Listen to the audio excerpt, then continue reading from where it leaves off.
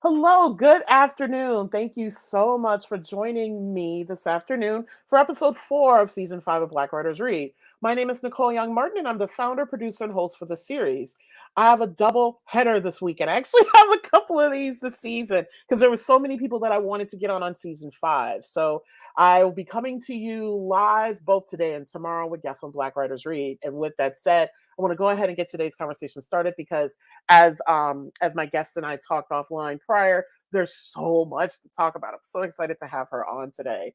Black Writers Read showcases, celebrates, and honors the words, work, and traditions of Black writers from across the country, across genres, across experiences, and across the African diaspora. Black Writers Read is a behind the scenes conversation into the craft and what it means to create as a Black author in today's society. Since starting the series during the summer of 2020, we've hosted almost 70 authors representing 10 plus genres from 5 countries and 17 states. Our platform includes live stream interviews, audio podcasts, book clubs, and curriculum development assistance. Find us online at blackwritersread.com. Today, we welcome Dr. Khadijah Z. Ali-Coleman. I'm really excited to have her on because we've been following each other on social media for some time. Dr. Ali-Coleman is the founder of the 501c3 nonprofit Black Writers for Peace and Social Justice and the current Poet Laureate of Prince George's County, Maryland. Her creative work as a poet and playwright, oh my God, I love that she's also a playwright. Oh my God, I'm so excited. Has been showcased on prestigious stages and platforms, including Washington, D.C.'s John F. Kennedy Center, New York's Apollo Theater, and Baltimore Theatre Project. Dr. Ali-Coleman is the author of the poetry collections For the Girls Who Do Too Much, published in 2024, The Summoning of Black Joy, released in 2023, the children's book Mariah's Maracas, published in 2018, and co-author and co-editor of Homeschooling Black Children in the U.S. Theory, Practice, and Popular Culture, released in 2022. Her poetry has been found in numerous publications, including Clarion, The Skinny Journal, and Zora's Den's first 2 book anthologies. In 2019, she was a Theater Alliance playwright with work featured in Theater Alliance's 2020-2021 season. Dr. Ali-Coleman founded the multidisciplinary arts group Literary Muse in 2008 and co-founded the National Education Research Group Black Family Homeschool Educators and Scholars, LLC, during COVID-19 quarantine in 2020. BFHES has provided vital support for over 3,000 families, offering annual teach-ins and workshops. Dr. Ali-Coleman holds a doctorate in education from Morgan State University, an MA in mass communication from Townsend University, and a BA in interdisciplinary studies from the University of Maryland, Baltimore County. A recipient of numerous grants and fellowships for her writing, performance, and teaching, her accolades include awards from the Maryland State Arts Council, Prince George's Arts and Humanities Council, and Poets and Writers. Today we'll be chatting about her poetry collections for the girls who do too much and the summoning of Black Joy. Dr. Ali-Coleman will also offer us a preview into her forthcoming book, A Park Stands on All of Our Graves. For the Girls Who Do Too Much is a poignant and powerful collection of poetry that resonates with the experiences of women of all ages. This collection is an ode to the women who wear many hats, work tirelessly, love deeply, and sometimes lose themselves in the process. With unflinching honesty and tender introspective, Ali-Coleman navigates themes of loss, love, aging, work toxicity, mothering, and depression. All of these that I can relate to. Through personal stories and vivid imagery, the collection delves into the complexities of relationships, including the poet's nuanced connection with her late mother, whose life was tragically cut short in 2014 by a police cadet's reckless actions. The poems resonate with the universal struggle of balancing personal identity with the demands of daily life, making this collection a must read for those who find themselves doing too much too often. In the summoning of Black Joy, the power of words become a force to reckon with. Through poignant verses written both before and during the COVID-19 global health pandemic, Ali-Coleman weaves a tapestry of emotions that delve into the ongoing struggle for the liberation of Black people in America. Through Summoning of Black Joy, Ali-Coleman utilizes a variety of poetic forms, effortlessly shifting between riveting free verse, evocative haiku, and stirring elegies. Each poem is a testament to the strength and beauty of Black culture, captivating the spirit of a community that has faced adversity with unwavering determination. To learn more about Dr. Ali-Coleman and her body of work, please visit her website, which I'll be sharing throughout our conversation, which is www.khadijahali-coleman.com. and I'll be sharing it throughout our conversation. For those of you, I'm already here. For those of you who are new to Black Writers Read, here's the format of our show. Dr. Ali-Coleman will read excerpts from her work. We'll then chat. If time remains, at the end of our conversation, we'll open it up to question and answer. For those of you who are joining us today, we have viewers joining us from both Facebook and YouTube. If you have a question, please feel free to include it in the comment section on the platform where you are joining us from today. I will compile the questions and either pose them to our guests following our conversation or insert them during an appropriate time within our chat. I'd now like to welcome Dr. Ali-Coleman to the virtual stage. Hello. Hello. How are you doing, Nicole? So good to see your face. Yes, same here. I'm great, Khadijah. How are you doing? I'm doing great. I'm happy Saturday. I'm so happy it's the weekend. Yes. And I was stumbling through everything because I was just like, oh my God, I'm so excited to talk to you. I'm just like, yes. So count me as a fangirl and just like one of the things, and I hope I don't cry. But when I was reading for the girls who do too much, I was just like, did she write this for me? Like there was just so Mhm. much that really spoke to me and resonated. And I was like, I needed this like 5 or 6 years ago. So Wow. Thank you for sharing that. That means a lot to me. yeah. Because I would say that this is probably um the most vulnerable that I've ever been in any of my writing and anything that I've shared publicly in book form. And I say that because last night I was at an event where I shared for the first time um, a unfinished poem about growing up as a victim of domestic violence, and I rarely talk about that. So, yeah, this is I offline I shared with you that I turned 50 this past December, and my whole life has been a this has been a new journey, a new walk for me. And so this book definitely is a shift in terms of the amount of vulnerability that's really in my work. And for you to give me that feedback and to find pieces that resonate is deeply touching. And I appreciate you sharing that Oh, with me. Yeah.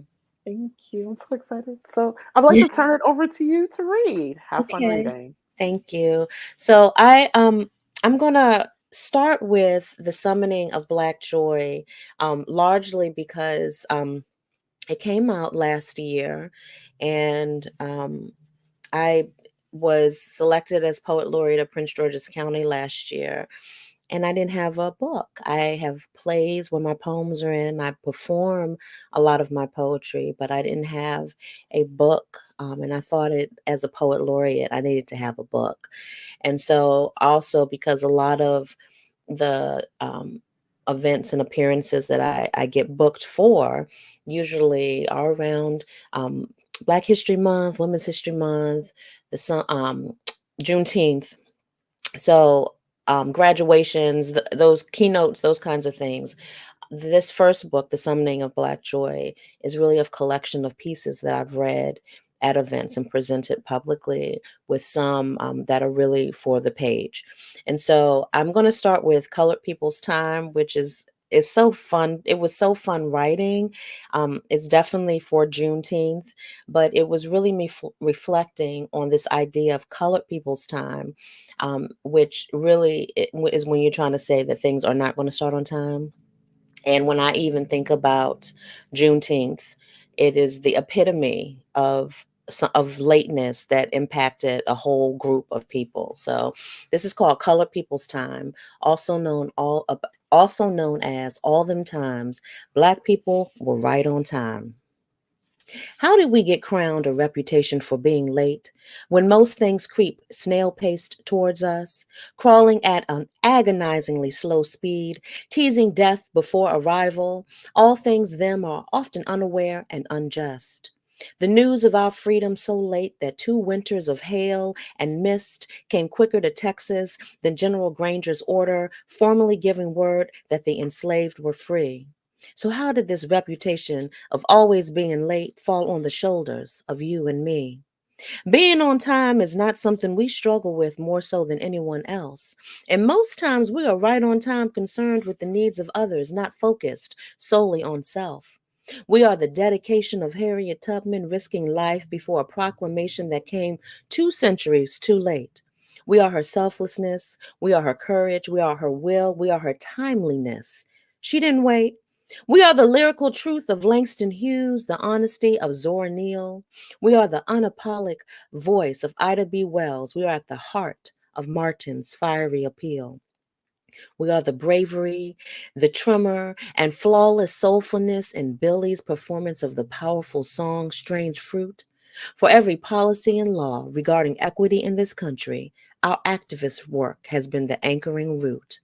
We are right on time with our language, our style, and the ways we bring things into fruition. We are radical, innovative, progressive, and proactive, on point, and on mission. We are Fannie Lou Hamer, Ella Baker, Nina Turner, Medgar Evers, and Maya Angelou. We are the Harlem Renaissance, Black Wall Street, the Million Man March, jazz, funk, and soul and the blues too. We are right on time, right on point, despite the dishonesty we encounter due to race. We are unrelenting and unbreakable despite centuries of violence directed towards us while living in this place. Colored people's time, it seems to me, ought to be the description of how one shows up despite obstacles placed in their way. Because here we are, still standing, still shining, still taking up space, continuing to rise and seize the day. Next time someone tells you that it seems you are late and running on CPT, tell them that you are right on time for wherever and whenever you exactly need to be. And that was Color People's Time. I'm going to also share from The Summoning of Black Joy, um, Pink Dress. And so this poem was written as a response to the woman in the comment section. This was at least 8 years ago. Of a site that I was on where this woman derailed an entire conversation regarding the Charleston, South Carolina murders by Dylan Roof and repeatedly posted hashtag All Lives Matter. Let us imagine pink dress, ironed strictly, creases expelled from its folds, covering knees bent in arthritic repose, back against pew, brown, dark, hard, hands folded in a lap, once reserved for grandbabies who now wear laps that nestle their own babies. Let us imagine a grandmother. Imagine her eyes closed as she whispers prayers, secrets she shares with the invisible God she has known since her brain could form words and her lips could utter sound, eyes closed, and in prayer, it is as if no one is around. Even the click of the gun does not break her strident conversation. Her commune with her God demands the best of concentration. But her ears cannot ignore the words blanketed in hate that punctuate the quiet that laid so neatly before. Eyes spring open, it is too late. Imagine the look of sheer terror, imagine the fear and horror, imagine the final plea for protection now at this intersection where church becomes the place she will die. Imagine the screams for compassion, imagine the questions why. Let us imagine the pink dress. Let us imagine a grandmother in a pink dress, 87 years old, lived through lynchings from the 1920s, segregation and Jim Crow, survived lunch counter rebellions, Reaganomics, and COINTELPRO, almost 90 years old. Imagine this grandmother, still a target because of the color of her skin. And then I don't want to hear you mention type text or hashtag the words all lives matter ever again. And so, as you can imagine, that was the tragedy of that situation, still lingers. A lot of my work in the summoning of Black Joy are reflections on just this really tenuous relationship that Black people have in this country, the United States. And so moving on to For the Girls Who Do Too Much, I start with a poem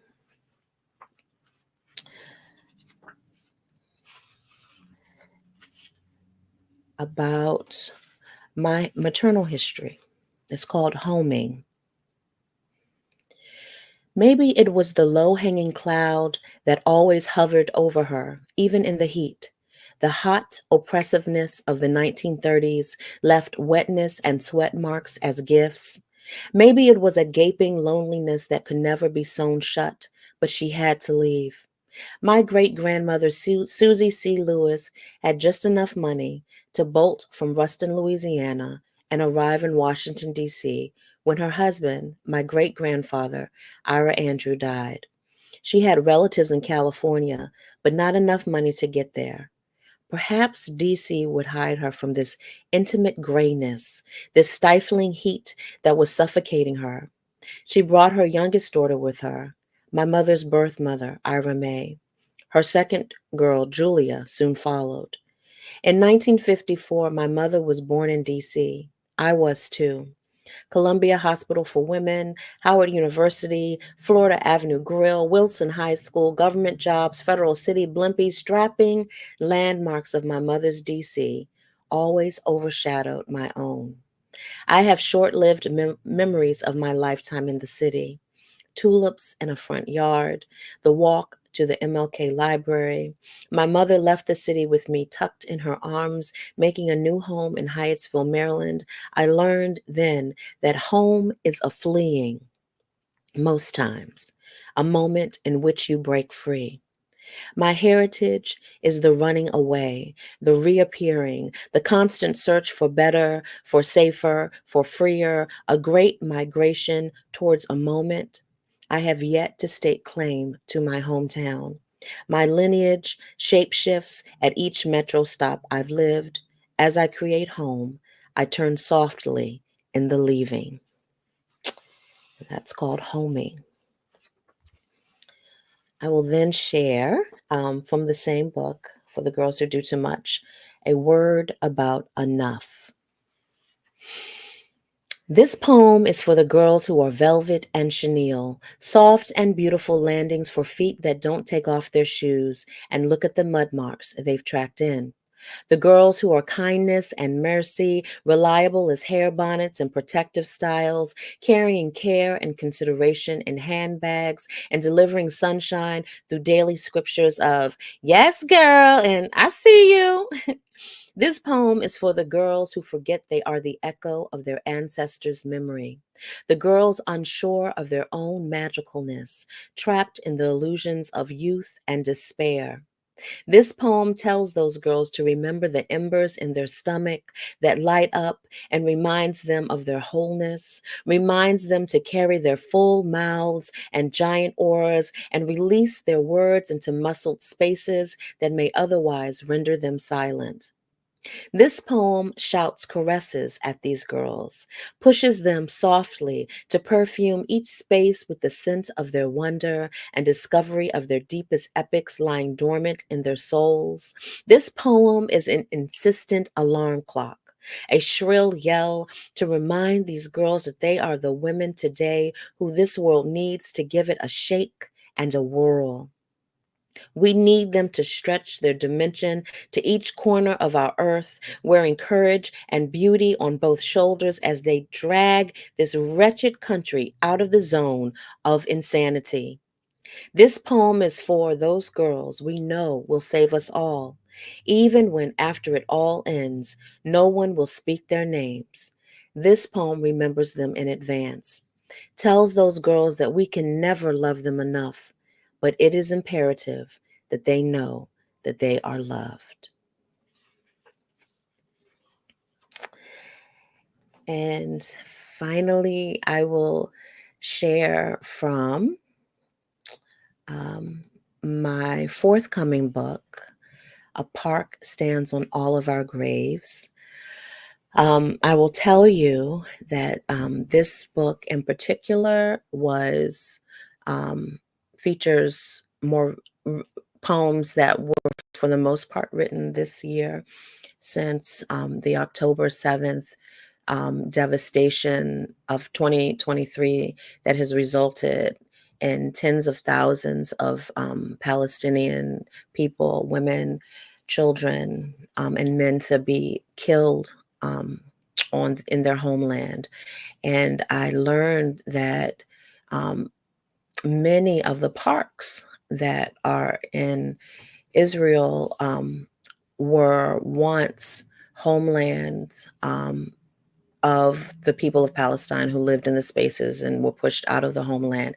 And it reminded me so deeply of here in the United States when we think of Central Park, when we think of the grounds of that were once Black Wall Street in Oklahoma, Tulsa, Oklahoma. We are not really consciously aware that these places that are now parks and totally different spaces were once either grave sites for Indigenous and Black people or thriving places where Black people and Indigenous people lived. And so this collection comes about with poem and is filled with poems that address issues such as that. And so this is the title poem, "A Park Stands on All of Our Graves." It is poisoned ivy that clings to the mantle, dances in the parlor, readies its dress for the banquet that begins at 9. In its honor, it plants trees for dinner guests, Europe's finest firs to ravage the land. The plumes of smoke curl like feathers tucked in a flapper's headband as the cries of dead children melt into the sod, flung onto their burlap caskets. A prayer over wine is the charm of a menace, wondering where next can one plant a blooming bush. Soon comes morning, when no one is left to remember the village's name. Soon comes nightfall, when no one shall know there was a village. The faces of its people sift with the dirt, mixing with this new earth that will turn into the fall, becoming the echo, whistling through foreign leaves. And that is "A Park Stands on All of Our Graves." And I will end with the poem "Depravity," which you can read now in the current issue of Clarion, which is a publication published by Tom Herons in the UK. He's a UK-based poet who decided to create this publication for many of the reasons why I'm going to be releasing this book, but just also he wanted to publish the work of voices that aren't always brought to the forefront. And we had a reading a couple of weeks ago, but this poem called "Depravity" is in the latest issue of Clarion. Depravity. Now it is illegal to protest war. AS and AZ is interchangeable. We now write in code, only sealing truth in its own rustic tomb. If we are to keep our jobs, we lie. Voting for colonization, for genocide, for deaths, deading a people's history, killing off a tree of descendants, only ancestors being born, blooming in this pathway of annihilation, bombing, booming, a bounty of fresh kills by the hands of whitened pathology, unapologetic depravity that has peeled the skin of oppression from its victim's back and pasted it onto its own to wear as a cape, twirling and contorting a gluttonous girth of sadism into the shape of a David fighting a Goliath. They, an abusing behemoth, guzzling unwilling tax dollars to fund this public lynching, an unmerciful sea of death, an unwavering extinguishing of life, holding hands with my country, its amorous accomplice, wearing its name tag proudly, erect in defiant audacity, mockingly, with rancid glee, we scurry, aimless prisoners of war. Thank you. Thank you so much for that piece. And I'm glad, is it going to be published before the election? It's published now. It's Okay. on Clarion. And let me just check Nicole, just to make sure I have the correct domain for it's clarionpoetry.com. And so it was just released. Issue 2 was just released, and it features that poem. Yeah, I'll be sure to share it with folks because I'm like, that poem. I was like, yeah, I was like, Yeah. yeah. Woo! Yeah, I'm not, which I do want to do like a separate podcast at some point about Black writers talking about our political world. I'm going Mhm. to do that at some point. I Mhm. really want to focus on your work. I need to, is it okay if I fangirl you for a second? Because Of there's course. there's a couple of lines that I wanted to read where I was like, well, all of it is like, whoa, but these couple of stanzas were like even more whoa. So this is from For the Girls Who Do Too Much. My body is oracle. Mm. I only want to sleep. The air pressure lulls me softly, but it is too soon. Work has Mm. just started, no time for naps. Even when the rain is in the forecast, when the ground is about to crack, a headache forms slowly until it is a siren. Then Mm. the other set of lines that resonated with me were from Stretch Marks.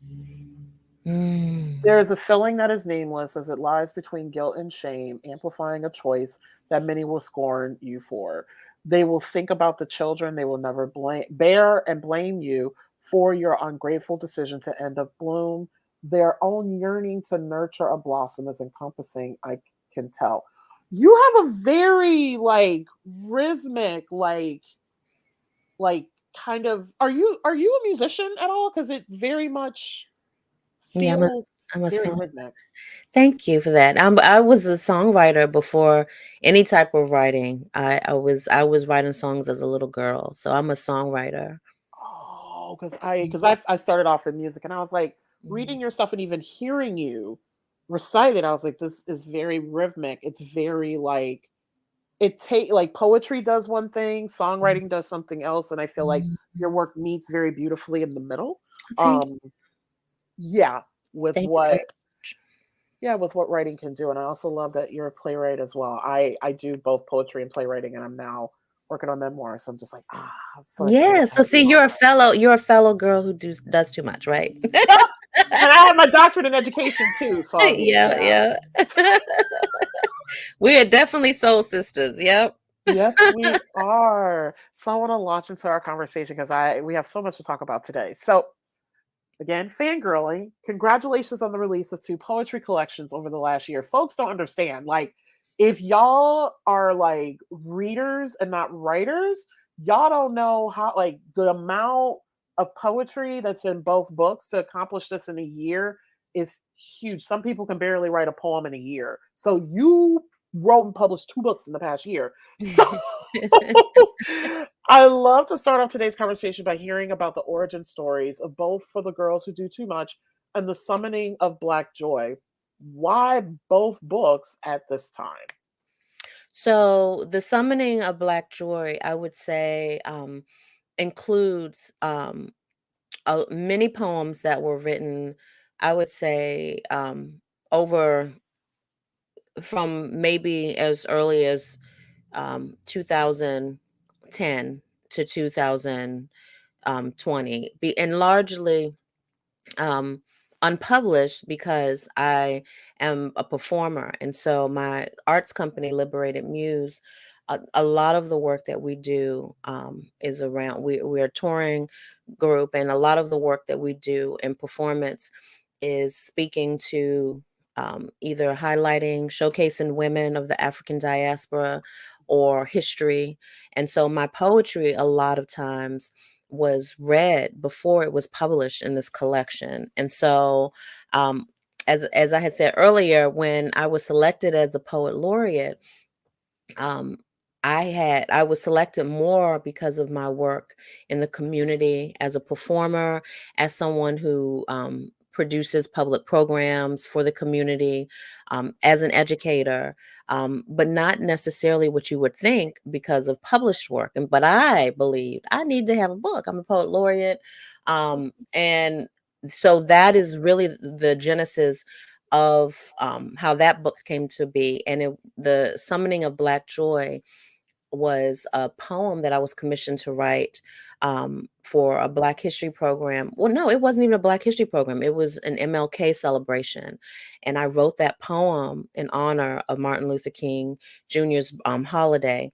And so, and I didn't want for it to be the same. So the poem itself speaks to the need for us to reclaim our rage, and that in order for us to even understand joy and to appreciate it, we need to also be in touch with our anger and our rage, and that is what the poem and the book is about. And so I laugh when folks, when you see the Summon of Black Joy, they think that it's just going to be this happy-go-lucky collection, and it really um, navigates what this Black, we are not a monolith as Black people, but what has been consistent historically are the ways that our humanity has always been um, troubled by the ways that we are treated, the way from when we were brought to this country, our ancestors, to now, and that has not let up, even if it's taken on different shapes, um, involved different people. It's consistently been about this viral inequity that just reeks, and it's disgusting. And even still, we emerge triumphant often with the fact that we are still here. And so that's really what the thesis of that collection is about. And so when I came into 2024, um, I knew that it was going to be a walk towards the infamous day of August 1st, which was the day that my mother was killed 10 years ago in 2014, a week before Mike Brown's murder. And I had made the decision that I wanted to release a book of new work, largely new work, but very vulnerable work, that on topics that I rarely talk about, and also topics that have only come to fore as I've gotten older. And as someone older, it has been really a reckoning with this changing body, and being a girl who does a lot. It was dependent on having a body that did what you wanted it to do. And since COVID, I've had mobility challenges. I now have chronic pain, and I have a lot of health issues that were not present in my earlier iteration of Khadijah Ali-Coleman. And so I write about that a lot. Even when you were quoting My Body is Oracle, that poem was written as how you would hear the old folks talk about, I know it's gonna rain because I feel the pain in my, Yes. and that's me. That's me now. And I remember I never got to meet my great grandmother, but I remember my mother talking about how her grandmother would had arthritis and knew the rain was coming because she could feel it in her bones, and we would laugh. And that's me now. So it's all of that, and dealing with the grief of losing your mother, but also coming to grips with the fact that our relationship was very toxic in many ways. And so how do you grieve someone who you also have unpleasant memories of, mixed in with the ones of love? And this the person was responsible largely for how you identify now in this world. And so all of that, what a culmination, as you move into 50. And so yeah, it's a very significant piece for me, and was very adamant that this had to come now, at 50. Yeah, and just like the weight of and my deepest condolences, like the weight of how you lost your mom too. Like Yeah, that has to be, because it's like, and people who haven't had loss yet don't understand. But yeah, it's like one thing to lose someone, and it's something else in the ways in which you lose them. So of course there's like always grieving, but there's like an even different layer because of yeah, the ways that they were yeah, lost. And then also too, and I have a question about this later about the summoning of Black joy. I love how you said that people when they see, I think because they see the word joy, but Uh-huh. it's like summoning, like that's the word I stuck on. And I think because I'm very like spiritual and very much about the ancestors, but summoning, it's like a conjuring. It's a, Yes. yeah, it's like a, okay, how do we get to the deep to be able, Yes. so I was not expecting, joy. Like literally summoning for me, like really stuck out. So I'm like, folks. But again, it's like you have to, and I'm glad that you say, having to get the rage out because I'm just like, how can we be honest and authentically joyful and happy if we cannot be honest with ourselves and say, Mhm. hey, this world has effed us up. Mhm. Mhm. Like just Yep. yeah. Exactly, exactly, and the work, when you're summoning something, that's work, and Yeah. I don't think folks see outcomes, especially with social media, when you're Yes. scrolling and you're looking at people's stories and pictures and you see all of this stuff. And, when folks are talking about social media being toxic, it's because it's not the social media alone. It's these false ideas that we have about what happiness is and what success is and the absence of the work and the hard labor of it all. And for anything that is of value, we have done some work to create that value, to create that outcome. And, when you don't acknowledge that, when you don't acknowledge that work piece, it's so easy to take things for granted, to dismiss it as, oh, and what we don't realize is that a lot of the things that we believe other people to have because of their labor and their work, we and our ancestors have really been the ones who have put in the work but have not been able to enjoy the outcomes or the value. And so there is work to be done and labor to be done to continue to voice that historical fact. And when I see it becoming a very real thing, that it is becoming illegal, an effort to get rid of that history and those truths, and that have never been at the forefront of mainstream history and mainstream tellings of the foundational history of this country, then we should be concerned. But it is work. It is work. It's not going. These people are not going to magically become ethical. And when I say these people, I'm talking about people like Trump. And he's on a tour now talking about how if he's elected, he's going to get rid of the Department of Education and stop funding schools that talk about slavery and the role of white supremacy, or which really is not how that is worded when this historical truth is taught in schools. Never is it called for what it is. But he doesn't even want us to have conversations that slavery existed and that the trauma and the things that we have in this country is due to displacement and occupation and terrorist activity. Um, there's work to be done. There is work, and there is a summoning for us to revel in our joy. We need to summon everything that we have to, you know, begin to engage in behaviors of truth, and making sure that it does not, the truths and the history does not die with us. And that's work. Yeah. And also thank you too for your forthcoming book because one of the things in speaking of history and learning is I need people before taking any stance to learn about and understand Palestinian history and just what it means to be Palestinian and why like this moment is very significant. Mm-hmm, hmm. Like because I've been rocking hard with folks since that I found the poetry collection the other day since 2009 when I moved to Northeast in 2007 and I started meeting folks of Palestinian descent and learning the story and I have Hmm.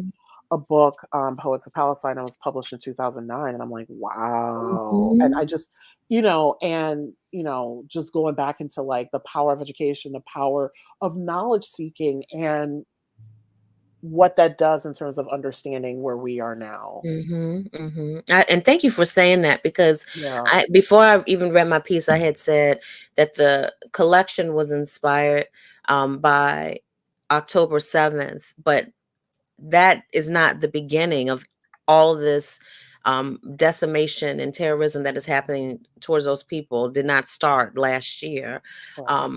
but I think for me, I had never spoken out. I had never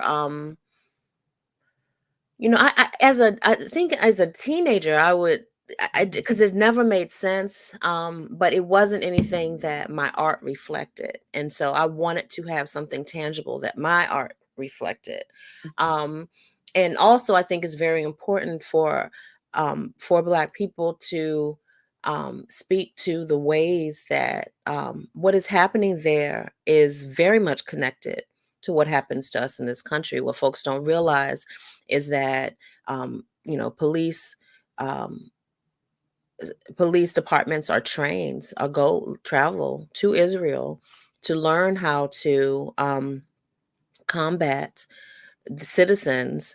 Mhm. They go there to be trained and then bring that back here, and we saw that during Ferguson, during George Floyd, any type of large protest where you then see police garbed in riot gear and in militaristic gear. A lot of that training and a lot of the training ground is done on the Palestinian people. A lot of the strategies are then brought here and used against us when we're protesting the injustices and the state sanctioned violence and killing of Black and brown people. So it's definitely something that needs to be, again, we need to summon. We need, because I don't understand, with all of the technologies that we have and the ways to share information, how these truths get lost and then they are termed and called conspiracy theory. No, this happens. This isn't my opinion. This isn't something I'm Mm. guessing about. There's evidence of this. It's a matter of you being interested enough to learn about it and to open your eyes and pay attention to it. And um, that is really why I write. As an Mm. educator, poetry is and writing plays are a way for me to also tell stories that are important enough for me to share. And often those stories reflect information that I want folks to also be aware of that may not be so common knowledge. Yeah. Mm. Ah, this is why I need to start that other podcast. Yes, on to questions. Guys, we're only just on question two, y'all. So much. For the girls who do too much, I absolutely love the title. One of the things that I love and appreciate about this particular collection are the themes of nostalgia, memory, absence, loss, and belonging. Can you Mm. talk about how each of these show up throughout the poems? And then can you share with us who these poems are written for and why? They were written for me, um, really, and the decision to share was for other people to know that they're not alone if they too are have experienced similar. But I do not have a history of sharing um, many of the things that I share in this collection. But I realized from reading other people's work, of course, Lucille Clifton is a favorite. Like who reads Lucille Clifton and she doesn't become a favorite? But recognizing that other poets have really fed me with sharing their stories that have resonated with me. I decided that I have to be more vulnerable if I am to improve and to get better at my craft as a poet. And I really did not identify as a poet. Primarily, I've always identified as being a playwright, a journalist, a songwriter. But when I made a decision that I want to get better, and you have to be vulnerable and honest with your story if you are to improve your craft. And I mean, the type of poet, I guess I should say, I want to be. It requires vulnerability, and so this was and I have one of the best writing coaches. She doesn't know that, but my daughter, she just graduated. I want to give her a shout out. She just graduated from the University of San Francisco, with her degree in English. She's going to be published in Poetry Magazine in an issue in January. It was selected by Elizabeth Acevedo. My daughter is an amazing writer, but I'm learning from her because she's also a Virgo, so she's very technically proficient.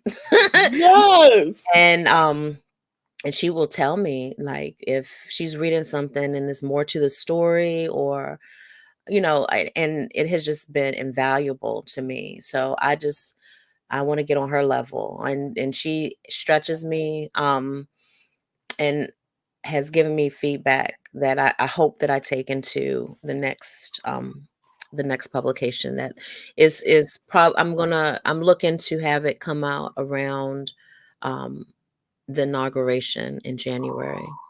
Oh, wow. I'm sending you all types of really great energy, which And I love that you give your daughter a shout out, because for folks following Khadijah online, like that's one of the things that I've noticed. Like you and your daughter have such a beautiful relationship. Like you're just so proud. Like I remember all the pictures from graduation, and you were such a proud mom. And I was like, this is yeah. so sweet. Well, she and I always ask her. I'm like, you really I hope you know that you are the I don't know if you cuss on your podcast, but the SHIT, like I try to tell her, like, Yes. she graduated in 3 years from the University of San Francisco, but she really got that. She had a full ride there. And when I told her, she was like, "Can I apply to California schools in California?" Because she really did not want to go to school in Maryland.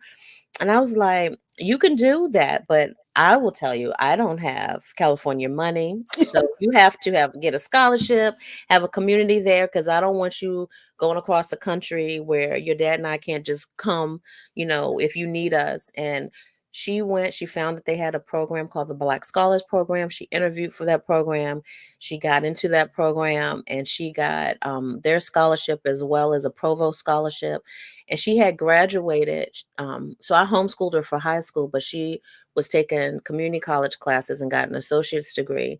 So, and she like summa or magna cum laude. So that was largely why she got the full ride there. And so she did that.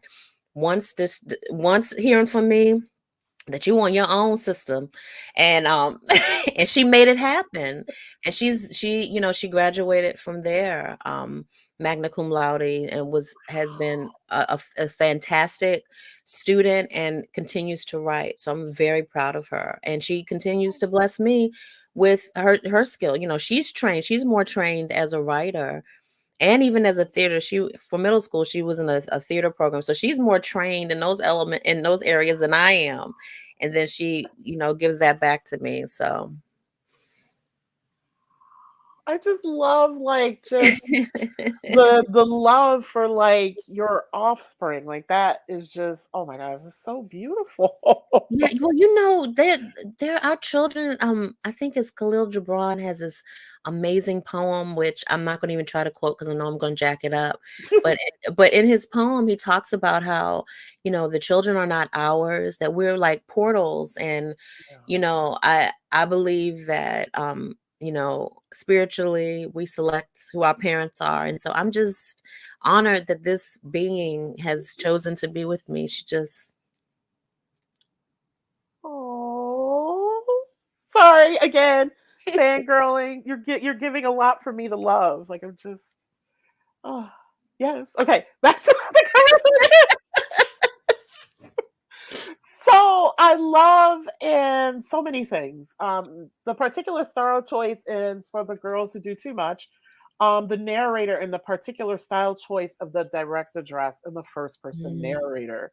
Like it is just very clear that it's you, like that the vessel is you. mhm, mhm. So I would love for you to talk about the style choice of the first person narrator and the direct address to the reader. Oh my God, I appreciate your I love your critical eye, and I just love the way that you approach these questions because and I am a crybaby, so just know that I'm crying now because I Aw. love you have such tender questions, and um it just Aw. it's touching my heart. But I don't know. Like it wasn't any I think it's back to what I was telling you about being vulnerable is that and all of all the pretty girls who were in at my retreat, I love you all if you all are watching. But during my retreat that I just had in September, it was so funny because I was um forcing people to they would say something and I would like an I statement, like you have to own what you're saying. Like if you're giving feedback to someone else or you have rather I would tell them you were not coming here to hear a sermon.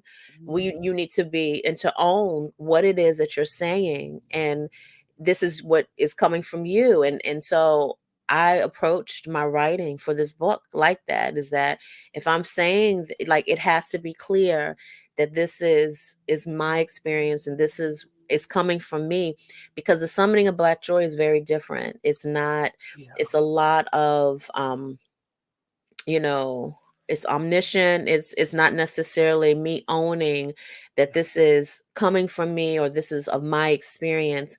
And I wanted this book to be very clear that this is it's a memoir of sorts. So that has a lot to do with the decision to put it in first person. Oh, wow. So Mm. that is a nice segue to the next question, the summoning of Black joy. The summoning of Black joy is a time capsule which archives Black experience and what was to be a moment of stillness, how we as a nation were thrusted into the 21st century through collective trauma, something Black folks and others from marginalized communities have been far too familiar with. This Mhm. collection opens with the poem Sugar Soldier, a reflection after the shooting of Ralph Yarrow, and Mm. closes with I love Savior. Closes with Savior. For Thank you. yeah, for readers of the Summoning of Black Joy, how do you want them to experience and feel the works for this particular poetry collection? And then because the stuff in here is so I'm not gonna say heavy, it's very weighted. How Mm. did you feel and care for yourself taking the journeys that you did when writing about our moments in recent history in this collection? I don't think I do that as well as I should, if Mhm. I'm being honest. And I realized with the feedback that I've gotten from the Summon of Black Joy, one and I'm really grateful when I realized that that book has a lot more diverse. It's something that men and women have given me feedback on, and um, the men who have read it is like it's the blackest thing I've read, and it's like it's black, black, blackity black. And it I think that kind of alerted me that what I speak, like when I'm engaging with people, I think that happened during this podcast too. Is like you just ask me one question, then I go off and I become Angela Davis, Yes. and I just realized like that is my full, like that is who I am. And so when you talk about care, I don't do that well because I don't realize how intense it is to just talk with someone where you're saying, "Hello, how's the weather?" And here I am giving you a soliloquy on why we as Black people need to unite and rise up against the empire, so Yes. so yeah, so that is a work in progress, is just this whole self-care piece, being more self-aware, being more honest and vulnerable in my work, and that is self-care in itself, is being reflective and and recognizing when I need softness for myself. Mm. So yeah, it's all a work in progress. I have Yeah. it's an event that I have coming up next Saturday with my sisters from Liberated Muse. Literally was born from this type of conversation. Like all of us are so busy, and so we wanted to do something for the community, for women in particular who are busy. This is for busy women. Ooh. And it's been amazing how hard it is. Like how many people have said, I want to come, but why can't you come? Because you're busy, right? So, I Uh, mean, so this isn't, I recognize it that this isn't just a me thing. This is really a culture that we found ourselves in and have been having trouble escaping from, you know? mm. I want to give a special shout out when you mention about like the self-care piece when we write.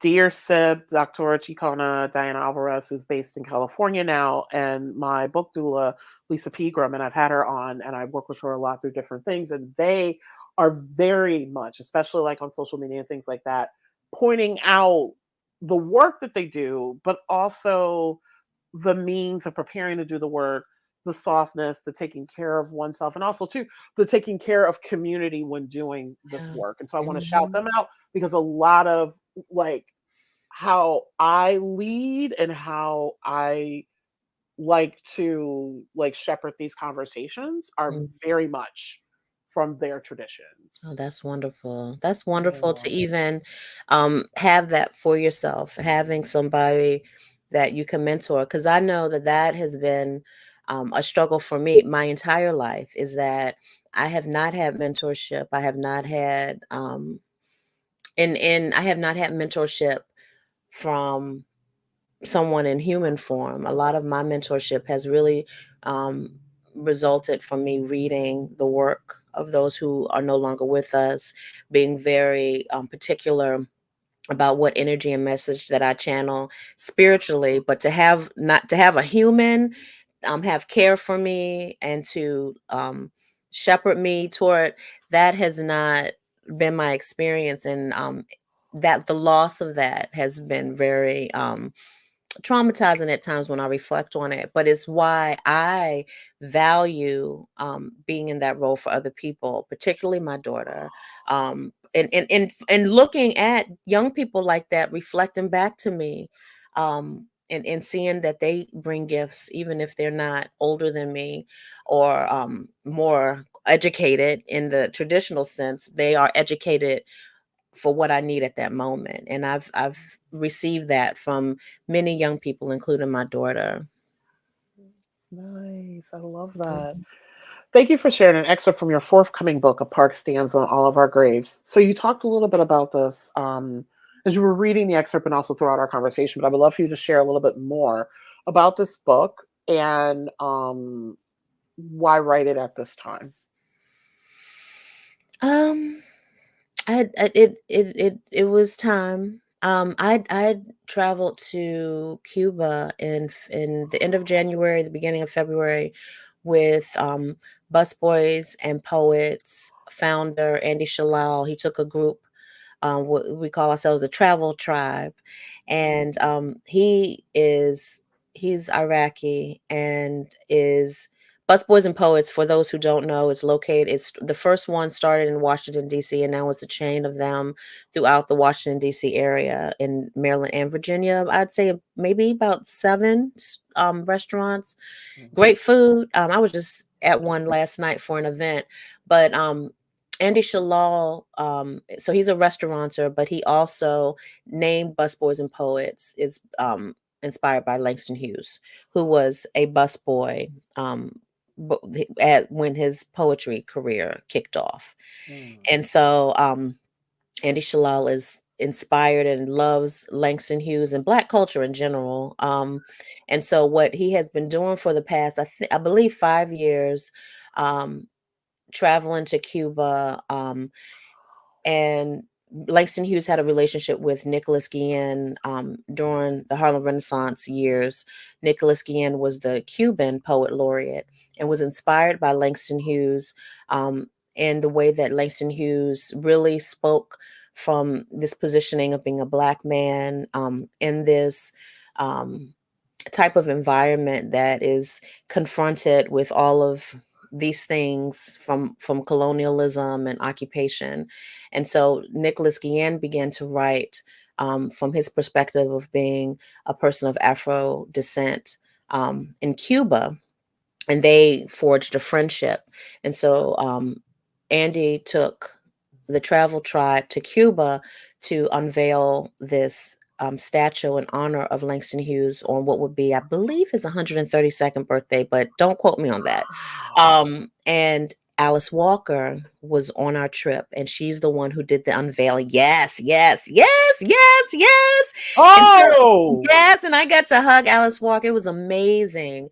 But yes, but she also shared while on that trip, she shared how Langston Hughes was a mentor to her, even in their short interactions with each other. And she told these wonderful stories. So it was such impacting, impactful, meaningful trip for me. And so I take all of that and and it's inspired me to want to release this book that's coming and to be more intentional with my voice. Alice Walker has been consistently um, outspoken about what is happening in Palestine. She has put her body on the line, and in recent years, the ADL has come after her about being anti-Semitic because of her activist work.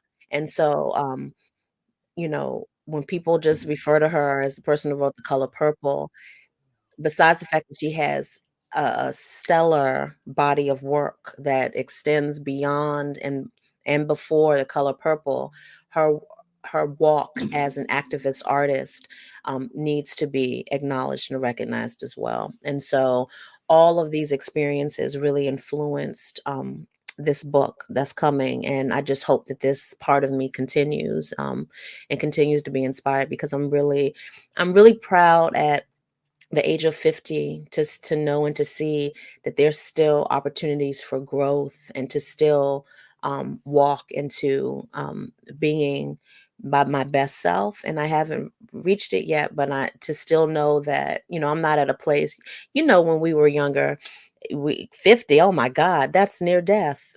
oh, And right, that's all of these things that young people, these ridiculous things that young people believe about getting older. I'm now realizing that it was myth, and I'm loving this part of my life. So, which one person I idolize? I've always idolized her, and I hope it's an appropriate term, because I know some people are like, it's too much to put on one person. But I admire her even more now in her 90s is Marla Gibbs. oh wow. Like, just Yes. she talks a lot about, because she's still acting, and she talks a lot about like the particular roles she's chosen and things like Yeah. that. Like, just it feels like she's become, like, she's always been very meticulous about how she Mhm. shows up, but even more so now as she's aged. And I'm like, I want to be like you when I That's get my age. wonderful. Yeah. I know Yeah. someone had a story about how she helped them when they needed funding. Like, Yeah. yeah, I bet you that we'll find out more about how she has probably helped and supported folks quietly. I love hearing those stories, and how um but that's one of the things that a lot of us don't realize, how there's so many people that we know them for being entertainers or something in the arts, but we don't realize how far their platform extends in terms of being activists. And that's just really important for me. That has been consistent, something that I want to be attached to. I want that to be part of my legacy, even when I'm not here any longer. Nice. Nice segue into the next question. But prior to having our guests on Black Writers Read, we ask each of them why they write. Here's what you offered. I write to help process my thoughts, to explore my imagination, and to tell my story or my interpretations of the world around me. Being a writer means being a culture keeper. It is important for me to be authentic and for my work to depict an honest reflection of the times. Given the times that we're currently existing in, how do you see your role as a culture keeper evolving? And then how would you like for your work to inform, influence, and direct the literary canon? That's a great question because I just started this year my nonprofit, Black Writers for Peace and Social Justice, and already I've been acting on the things that I want, well, I believe is helpful, because it was helpful for me, um, being in spaces where I learned about everything that I just said. I learned about um, people's work, but not just um, on its face. It's a lot. It's important for me to know the historical context in which work comes from. And Mhm. so, even now, like I teach a literary genres course at Coppin State University, and I decided to teach it from a historical perspective. So, literally giving the students a timeline and recognizing that this is what's happening during this period of time, and this is the art that emerges. Has emerged from this timeline because it gives context and it fastens us to the reality that art is not this isolated thing that happens, that often is in response to what is happening during this time period. And we see that it becomes then not just these works of beauty for people to enjoy, but a lot of times it's the vehicle in which people are advocating for themselves or building awareness about something. And so I am I have developed workshops around this idea of writing for liberation. Mm. I've I have a youth media academy for middle and high schoolers around developing messages. And really knowing what a message is, knowing when we're communicating what the purpose of a message is, because I think all of this is important for us to not only be skilled in the art of it and the craft of it, but also the historical placement of things, the significance of why we communicate, so that we are the ones determining how to wield um, the power of this art and to have something for ourselves to in a tradition to pass on. That's how we got oral storytelling. That's how so much of our culture has passed down through certain in certain ways informally. But I am really connected to, I love the resurgence of this interest in archiving, and connecting that to writing. I love this. I love the ways that museums are showing up in non-traditional ways. It's very important that Black people are at the forefront of this work of documenting our history, understanding that we can be the culture keepers of our culture. It doesn't have to be something that we look to others to tell us about ourselves, because when they hand us back their version of history, of course, there are going to be things left out and altered. And so it's really important that we're at the forefront of these efforts.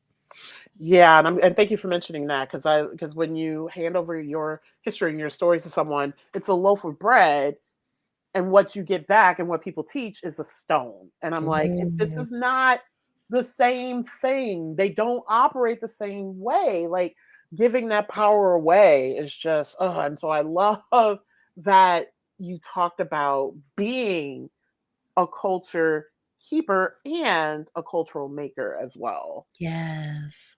Yes. You're a great paraphraser. Thank you. Mhm. This is the many the hundreds of thousands of dollars I spent on education.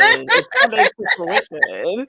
But that also means you're just a great listener, and like you're so I want you to know that your work is valued, and Aw. that's what this podcast is. This is a cultural artifact, and that's what you're doing, is documenting histories and stories, and it's so valued and needed and necessary. And so I thank you. I'm really happy to Aw. be here and to be able to talk with Aw. you. Thank you. It's so great to have you here. I have a few more questions. It's such a great. It feels like the people who are watching and listening, it's like a I'm having like a like maybe like my fifth or sixth MFA that I've acquired now. It's Oh, happening right now. So that's thank you. oh. Your writing engages multiple genres, including fiction, poetry, essays, journalism, and playwriting. We talked a little bit about this off air, but what was your first genre and where did you discover your literary voice? But my first genre was really inappropriate. I was God, 6 or 7, and I wrote the song called My Sweet Lover. Like what? Yeah! What? And I remember the song is all along I knew that you were the special kind of guy for me. 'Cause you are sweet and so fine. It's so easy. And it's interesting because it reminded me when the Jets came out, I Got a Crush on You. It reminded me of that song, the melody, but this was the Jets came out much later. But I was like, "What? I don't even understand where this is." So very early on, I believe the stuff is just channeled and we're picking up impressions from wherever because I don't understand at 6 or 7, I'm writing about my sweet lover. I do remember having conversations with the neighborhood kids because Rick James and Tina Marie were popular around there, Oh, and the neighborhood kids, they were like, my mama went to go see Rick James and Tina Marie, and they were on stage humping each other, and like so I remember things like that growing up, and so maybe that influenced me because I love me some Tina Marie and Rick James to this day. yes. And they always were writing about lovers and all of that, so but definitely songwriting. And then in elementary school going into poetry, I loved classes that that taught about poetry and allowed us to write and to free write. And then I read The Colored Museum. I was telling my students recently, I read The Colored Museum by George C. Wolfe. Yep. And that is what I had read plays before in school. We read a lot of European Yeah. Arthur Miller, a lot of stuff that's really wasn't of interest to me to say, oh, I'm reading this. This is something I want to do. But the Color Museum, whoo, I read that and I said, I want to write like this. And that's when I just started writing plays and I produced. I really didn't get a chance to produce my first play until 2008 at Morgan State University, Oh, wow. and that's a whole other story, but I won't get into that. But it just began, and from there it just hasn't ended. And that's when I started Liberated Muse. Wow. And the Colored Museum, which I'm so glad because that was one of the first plays because I did my bachelor's in theater, and that was one Oh of the first wow. plays that I read too. I can't remember which class, but I was just like, oh, this is so cool. And it's Isn't in a it hilarious? That is George C. yeah. Wolfe, like folks don't They know. don't know. I think he doesn't get any of the props that he deserves in Yeah. terms of really when I think of In Living Color and sketch comedy, like the vignettes and the Colored Museum, that's what it is, satire. And I was talking about it with my students, and one of them was saying when I showed them excerpts that you can watch on YouTube of some of the vignettes, how it reminded them of the Chappelle Show. And so I feel like that genre, that type of satire, black satire Yes. in particular, really um, came before its time, and what really became more popular with black writers and comedy writers in particular in the 90s. But no one really talks about him in that respect, and then his Yeah. work currently as a director, and just really as a mentor at this point to a lot of people who have come after him. But he's still around, and I don't think Yes. he gets his props. Yeah, thank you for shouting him out because he is a Mhm, brilliant writer and a mhm, brilliant director, and I love that he's had an opportunity to like influence so many facets of theater, including on Broadway, mhm, off Broadway, mhm. regional theater, and stuff like that. So yes, thank you for shouting him out. One of the many hats you're currently wearing right now is as the 2023-2026 Poet Laureate of Prince George's County, Maryland. I love that I've had on several Poets Laureate. What are some of the duties and types of programming you've assumed under this role? What have you learned about yourself serving this capacity, and how has this work informed your own writing? So it's just I every day I'm like, I just have no idea how I am the poet laureate. Again, because I really identify as being a playwright. But I appreciate it because it's really taken me to task. And again, taking myself seriously. And I think I've become better just in this year as a poet. But I've always done public programs, and what I've been really pleased um, this past year and a half has been I created a symposium series. So in this past February, I did a symposium on the Black arts movement, and it was in partnership with the public library system here in Prince George's County. And the Poet Laureate program is through the Prince George's Arts and Humanities Council. They're the ones who, put the search out for the Poet Laureate. But it's really about partnerships that I have in the community that help with programming that I'm able to do. And I have just been honored with the folks who have reached out to partner. Our library system is phenomenal in Prince George's County. So it's really a matter of pitching, I would like to do it, and them providing the space.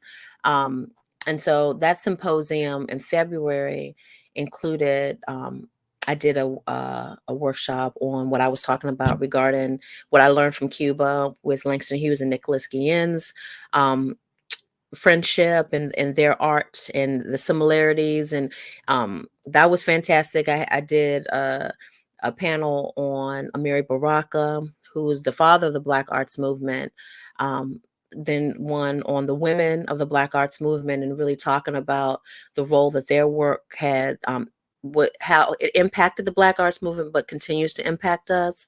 And so in the next February in 2025, I'll be doing a symposium on the Harlem Renaissance, and really looking at lesser known voices in the Harlem Renaissance.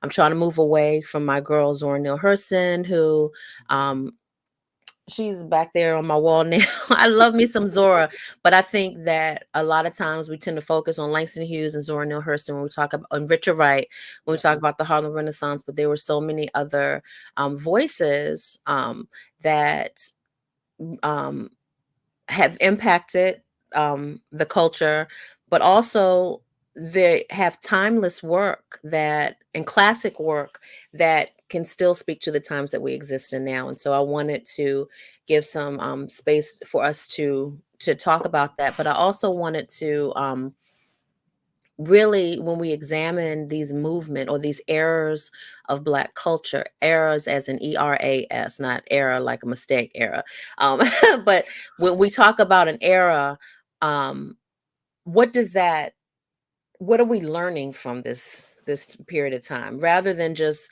looking at the aesthetics of these eras? When we look at Harlem Renaissance, it's fun to dress up in the 20s. When we look at Black arts movement, it's fun to have our afro and Black Panther Party ensemble with the beret and all of that aesthetically. But what have we learned from these movements, these literary movements, um, when we look at the work and the output that we put out today? And the Black arts movement was such a pivotal time for Black creatives, because that's when presses were created, a lot of self-publishing.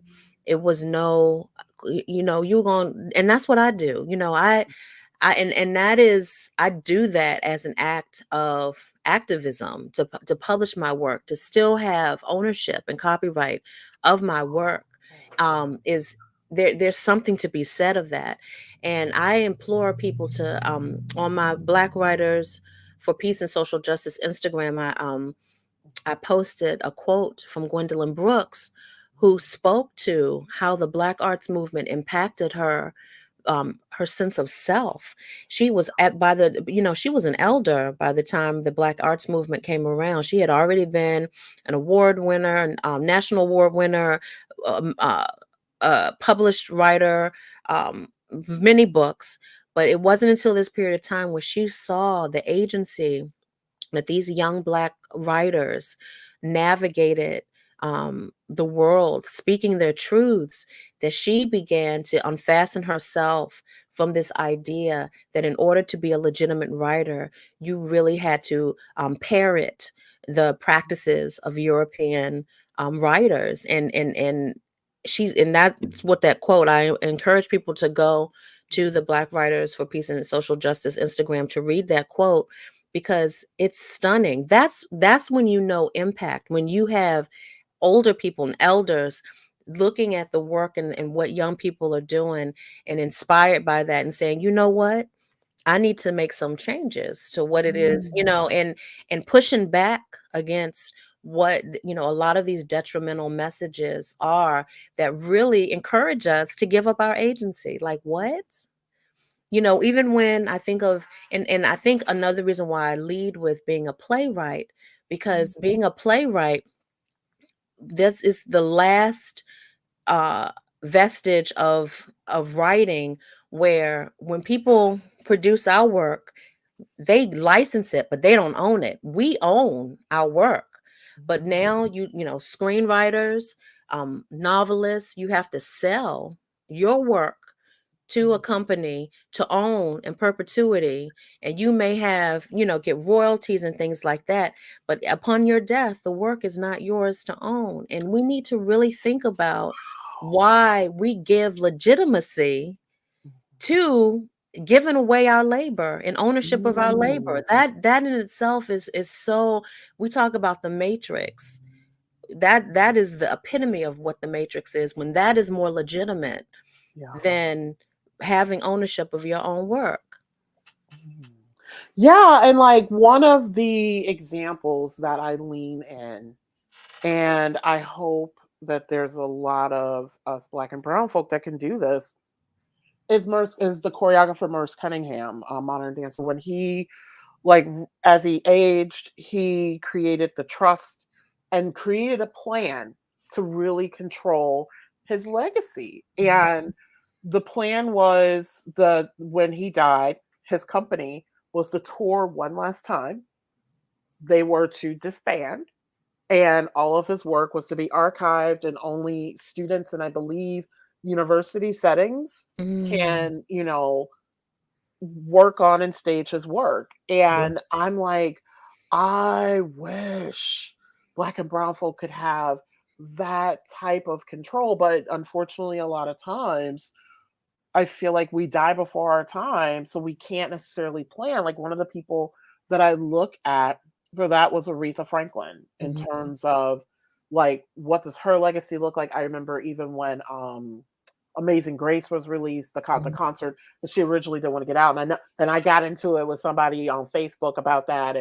But you're right, and it's something that I never really thought about. And this is one of the reasons why Black Writers Read literally tries to represent all experiences, because I've had folks on self-publish and made a particular decision, or people who have chosen not to publish and made that decision and they want to recite their work, or folks who are like, I want to publish with the big five, or folks who want to do independent press, because there is this whole notion about, like, how you really want to get your work out there. And me, I'm still kind of considered, even though I've been doing this for a while, I'm still considered an emerging writer because of how the publishing world works. And I haven't published my first book yet, but it's like, it's really making me think about, especially with plays. Like, I have this conversation with my students. Like, a lot of my students are like, well, why can we only read plays? Why can't we listen to them on audiobooks? Or why can't they film? And I'm like, because of just the controls of the industry. And it's an intense conversation that I have to have with them. And I'm like, and I want to see things like plays be more accessible. Like, 'cause I think, like, Stick Fly, I teach, by Lydia R. Diamond, has, I think, an audiobook. And Passing Strange film. So and I have that conversation too, in terms of not only ownership but also distribution too. So thank you for mentioning that. I had a interview I interviewed Ishmael Reed last year, And he's almost 90, and the amount of output that that man has, it has not waned. The course of the interview, he was talking about at least 5 things that he had coming. He's a novelist, he's a poet, he's a playwright, he's a musician, he's a jazz musician. And at this point now, his daughter, Tennessee Reed, publishes his work. And but he speak and but he spoke to how publishing, once folks decide they don't like what you have to say, then you're blacklisted from getting your work published. And so he was talking about how he had to, you know, get publishing, get some of his later work published through a publishing company, I think in Canada, but just have to have these other relationships with people because um, that's what I'm saying. It's like you don't own your work anymore. And then you have to go and look for these other entities to publish who then make a determination that what you're saying isn't important enough.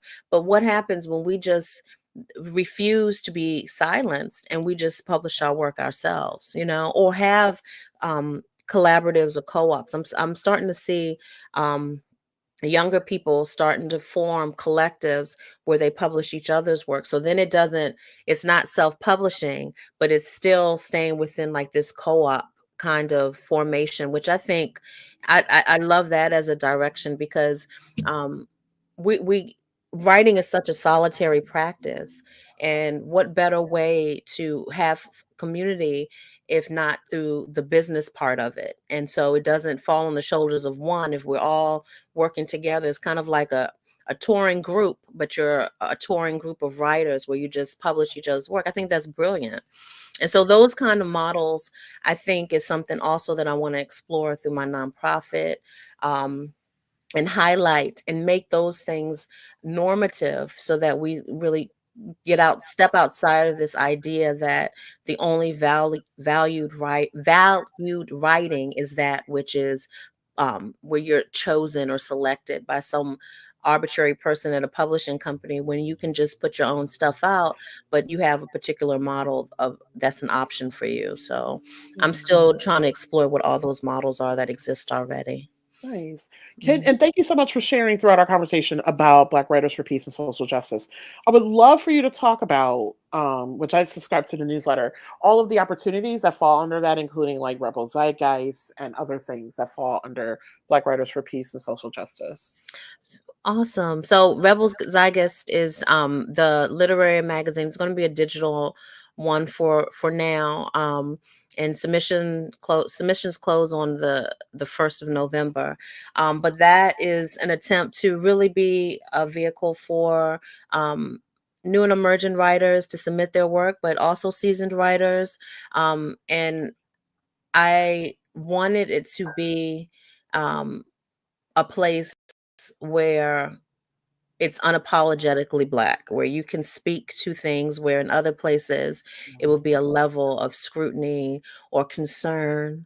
And so that is that opportunity. I'm looking to get partnership and sponsorship off the ground to be able to release episodes of the podcast, Black Creatives in Liminal Spaces, and coming back to the podcasting world. I enjoy that immensely.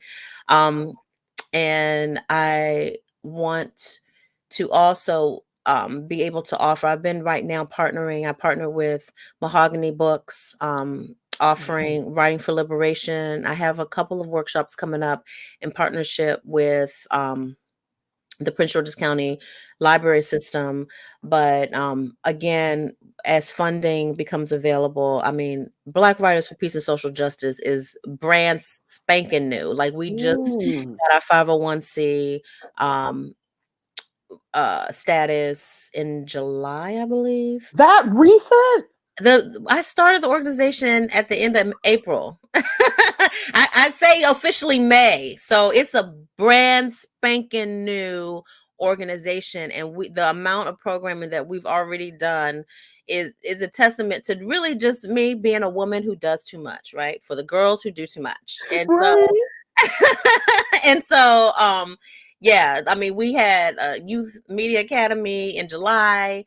We've done a lot, but it also speaks to the importance of partnerships and folks finding value in my work. And so believing that if I'm attached to this organization, then it's something of value.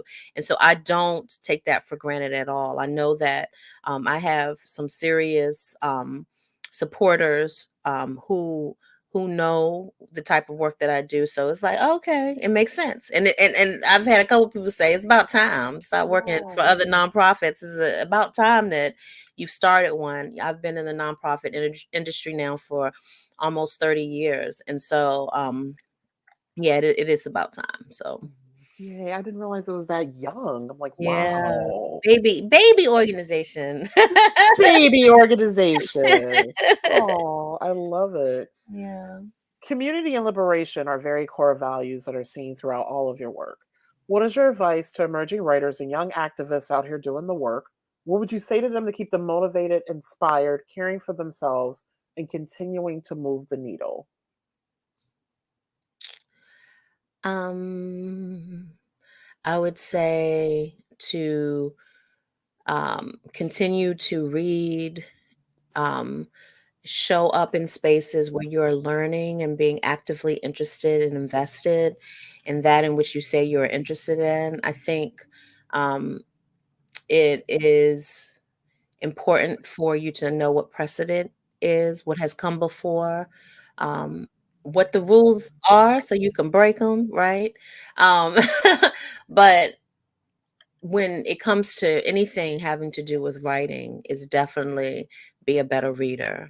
The best writers are the best readers, and you have to have an interest in things outside of yourself, and care outside of yourself in order to put that care and dedication into whatever it is that you want to produce. Mm. And then lastly, what is next for you and how can a Black Writers Read community support you on this journey? Yay. So I definitely any folks who are located in the Washington, DC, Virginia area, I would love to meet you at the Liberated Muse event that I mentioned, the Wellness, Vitality and Refresh that's happening on Saturday, October 26th at the Annapolis Friends. But I have actually forgotten that I have a reading and signing Yes! for the girls who do too much, which is actually next week, October 23rd. Like, that is the epitome of doing too much when you forget that you have a book signing coming up. And so that is presented through Prince George's Memorial Library System. And that all of that information is on my website at khadijahonline.com or khadijah.ali-coleman.com. You can use either to get, and I have a calendar on there. Because if you ask me right now what library, I could not tell you. Yes. That is just a hot mess. But I'm excited, and I'm excited to meet people and to sign copies of my book. Yes, and order books from her website. Yay! Yes, yes, yes. Yes, these are very beautiful. Yay! Thank you, Mm. Cole. You're such a doll. I'm just so proud of you and just so happy to share space with you. You're just doing such great work. Oh, thank you. I'm just so grateful and I'm also like just humbled too, like the folks who have reached out to me to be on Black Writers Read. And it's just so hard to believe like how much like this platform has grown and continues growing and just like it means so much that you reached out to me and was like, "Hey, can I?" was like, I was like, "Yes!" Yes, I was like, I want to be on your show. I was like, "Yes!" Like, just and it's like it's so funny, it's like these interviews become, like, harder and harder because I'm fangirling so much because it's like, I love everything that you're doing, and I'm just like, I need like, "Nicole, this is an interview, pay attention." Be present rather than go, oh my God, I want to talk about this and this, And I'm just like, no, like just be present. Like, and but it's like we're doing such fabulous things, and I just, yeah, like, it's hard. I'm never speechless, and it's like, hi. He's so funny. Yes. Uh, well, thank you for having me. And I just want us to stay connected. And anybody who's listening, just please reach out to me. Follow Liberated Muse. We're going to be returning to the Kennedy Center in February, on February 21st. We're doing a presentation, the soundtrack of social justice. We were there this past February. With a Voices of Freedom, where it was really speaking to the experiences of people of Black people, people of African descent in this country. The year before, we did a tribute at the Kennedy Center to Zora Neale Hurston, and we're going to be in a festival as well. I just got notification, but I don't think I can make the announcement yet as to what that festival is. But follow Liberated Muse. Follow me on Instagram, Khadijah Online on IG and on Facebook, and Black Writers for Social Justice. For Peace and Social Justice, you can learn more at blackwritersforpeace.org. Nice. Yep. Thank you so much, Thank Dr. you. Khadijah Z. Ali-Coleman, for being on this afternoon. Thank you for having me. Bye, everybody. Yeah, so I'm going to do a little bit of wrap up here. So, thank you so much, everyone, for joining us for episode 4 of season 5 of Black Writers Read. I will be back tomorrow, Sunday, October 20th at 3 p.m. Eastern Time, here to welcome actor, director, producer, and writer Adrian Burks to talk about his career self help book, How to Frame Success: A Filmmaker's Guide to Vision, Networking, and Cinematic Triumphs, which I wish that this book was out when I was an undergrad, in some upcoming film projects. Support Black Writers Read by subscribing to my YouTube channel, where many of you are joining us from today, or the audio podcast, which is available on Apple Podcasts, iHeartRadio, Spotify.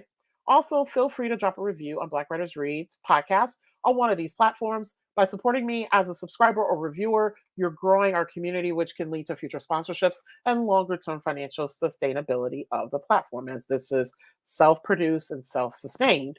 Visit blackwritersread.com to learn more about the platform. Thank you to everyone for joining me this afternoon, and more importantly, for ensuring that Black authors continue to matter. I will see y'all tomorrow.